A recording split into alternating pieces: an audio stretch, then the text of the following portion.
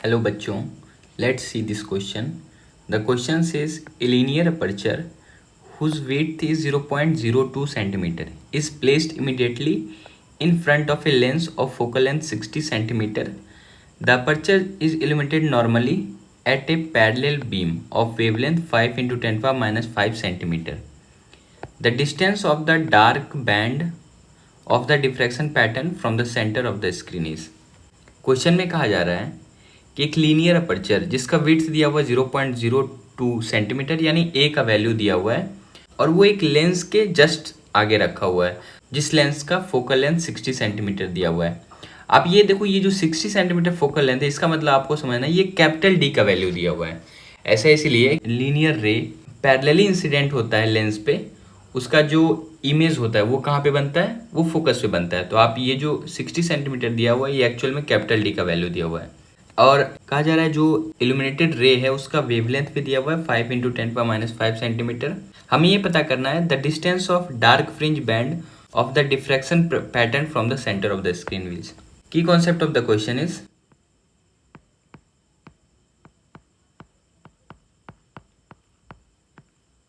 angular fringe width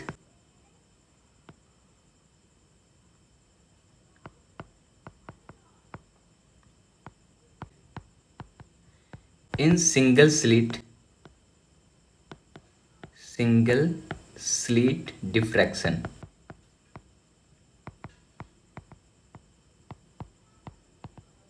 और ये value normally theta या ओमेगा से भी आप रिप्रेजेंट कर सकते हो। ये थीटा इक्वल टू आप लिख सकते हो लैम्डा बाई ए। ए यहाँ पे स्लिट का विड्थ है, तो इसकी कॉन्सेप्ट की हेल्प से हम लोग इस क्वेश्चन को सॉल्व करेंगे। सपोज यहाँ पे सिंगल स्लिट डिफ्रैक्शन का मैं अरेंजमेंट बना दे रहा हूँ और ये स्लिट है जिसका विड्थ है ए। अब देखो 60 सेंटीमीटर जो फोकल लेंथ दिया हुआ है, तो जो इमेज बनता है लेंस के द्वारा जो पैरेलल अगर लेंस पे इंसिडेंट करेगा तो वो क्या होता है, फोकस पे उसका इमेज बनता है। तो ये स्लिट के अगर डिफ्रैक्शन देखो तो सिंगल स्लिट डिफ्रैक्शन किस प्रकार से होता है, ये फोकल लेंथ 60 सेंटीमीटर देने का सिर्फ इतना मतलब है कि कैपिटल डी का वैल्यू एक्चुअल में आपको दिया हुआ है। तो ये डिफ्रैक्शन सपोज ऐसा हो रहा है सिंगल स्लिट और ये वाला जो एंगल थीटा है यही है आपका एंगुलर फ्रिंज।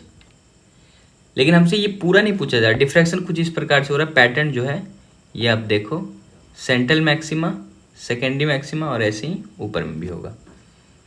हमसे एक्चुअल में ये वाला पूछा जा रहा है। ये आप देखो, the distance of first dark band of the diffraction pattern from the centre of screen, यानी यहाँ से यहाँ तक का ये दूरी अगर x हम लोग इसे बोल ले तो एक्चुअल में ये x का वैल्यू पूछा जा रहा है। तो आप देखो हम लोग यहाँ से रिलेशन क्या निकाले हैं, अगर आप एंगुलर फ्रिंज विड्थ का रिलेशन देखो तो theta equal to lambda by a है और फोकल लेंथ जो 60 दिया हुआ है, आप ये देखो फोकल लेंथ जो 60 सेंटीमीटर दिया हुआ है यही एक्चुअल में कैपिटल डी का वैल्यू है। कैपिटल डी का वैल्यू भी आप बोल सकते हो 60 सेंटीमीटर। अब आप देखो यहाँ से हमें theta equal to lambda by a आया है। अब मैथमेटिकल टर्म ये है कि अगर थीटा बहुत छोटा हो, if theta is very small, और यहाँ डिफ्रैक्शन में थीटा बहुत स्मॉल होता है नॉर्मली, तो यहाँ से आप बोल सकते हो साइन थीटा लगभग बराबर होता है टेन थीटा के और ये लगभग बराबर होता है थीटा के, यानी साइन थीटा, थीटा और टेन थीटा आपस में बराबर होता है। ये कब, जब थीटा का वैल्यू बहुत कम हो। तो इस वाले वैल्यू को अगर हम लोग टेन थीटा के टर्म में लिखें तो टेन थीटा इक्वल टू हम लोग क्या बोल सकते हैं, लैम्डा बाई ए। अब ये मैं ऐसा इसलिए लिखा कि ये जो वैल्यू है ये वैल्यू कैपिटल डी हो गया और ये एक्स है। और अगर आप टेन थीटा के बारे में देखो तो इसके हिसाब से टेन थीटा क्या लिख सकते हो, ये परपेंडिकुलर बाई बेस, तो यहाँ पे आप लिख सकते हो x by d is equal to lambda by a. तो यहाँ से x का वैल्यू आप लिख सकते हो लैम्डा डी बाई ए।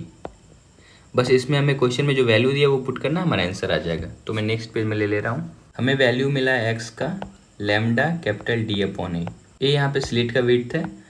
अब यहाँ से आप देखो ये लैम्डा का वैल्यू क्वेश्चन में कितना दिया हुआ है, ये दिया हुआ है 5 इंटू 10 पावर माइनस 5 सेंटीमीटर और आंसर भी सेंटीमीटर में है तो आप इसको ऐसे ही रहने दो। तो ये 5 इंटू 10 पावर माइनस 5 सेंटीमीटर और कैपिटल डी का वैल्यू कितना दिया हुआ है, ये वैल्यू हमें फोकल लेंथ से मिला है 60 सेंटीमीटर। तो ये 60 आप सेंटीमीटर में इसे रहने दो, डिवाइडेड बाई ए को ही सेंटीमीटर में लिखेंगे। तो ये 0.02 है, तो यहाँ पे आप 0.02 लिख दो। और ये जो आंसर आएगा ये भी सेंटीमीटर में आएगा, क्योंकि सारे वैल्यू हमने सेंटीमीटर में रखा है। तो यहाँ से x इक्वल टू आ जाएगा 5 × 60 को ऐसे ही रहने दो आप।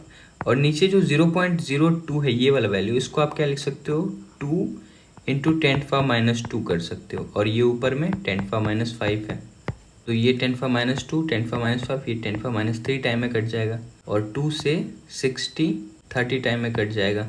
और 30 × 5 150 हो जाएगा, तो 150 × 10⁻3।